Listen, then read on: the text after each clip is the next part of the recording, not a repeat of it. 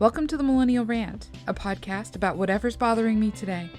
With topics ranging from politics to pop culture, there's a rant to cover everyone. For more Millennial Rant content, you can join me on the web at millennialrant.com.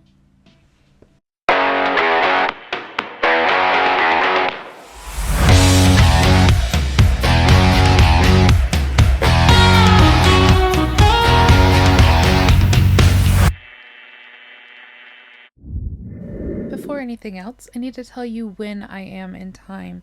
I'm recording this on Saturday, July 13th, and today is the day someone took a shot, a literal shot, at President Trump. Potentially grazed him. It's early enough that we don't really know what all happened or how bad the situation actually is. By the time this drops on Wednesday, I'm sure we'll know a lot more, and this could be extremely out of date.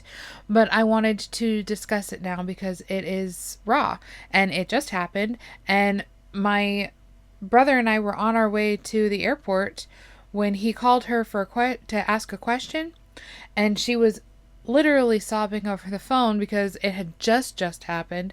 They didn't know if he was okay. They didn't know what was going on. All they knew is that his hand went to his head and he dropped to the ground.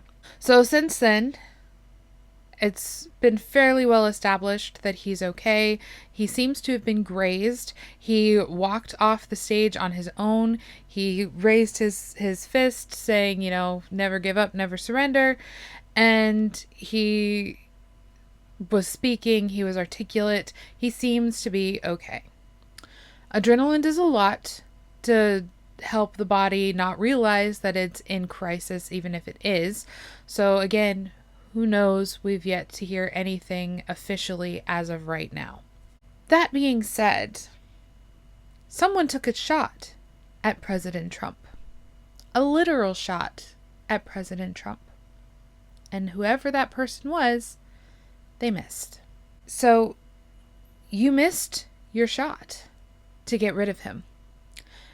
But I'm going to tell all of you people who are upset, however secretly, however overtly, that President Trump survived this assassination attempt, why you should be glad that he survived. That it was just a graze. That he is still in this race. The reason why is because there are only two things standing between the American people and a revolution. The first is the 2024 presidential election in November.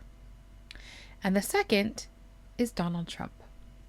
If either one of those two things disappears, everybody who thinks that January 6th was an insurrection is going to be in for a shock. This is not me threatening anything. This is not me encouraging anything. This is just me stating facts. The American people as a whole are fed up. They feel unheard. They feel like they are being oppressed. They feel like they are being treated criminally by their government. And it has gotten to a point where it is boiling over. And I don't know if this is intentional. I don't know if it is incidental, but whatever the case, that's where we are. People are sick and tired of the world in which we now live. And everybody keeps calling it the new normal. Well, people don't want this to be the new normal.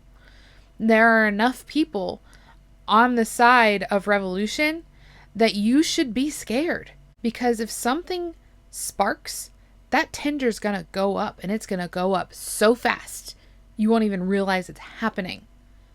We're living in a time of uncertainty. We are living in a time of chaos. We are living in a time where we've never been more connected to the world and more disconnected from our neighbors. We don't know who we are as a people, as a country, as a culture. We're being pulled in all sorts of different directions.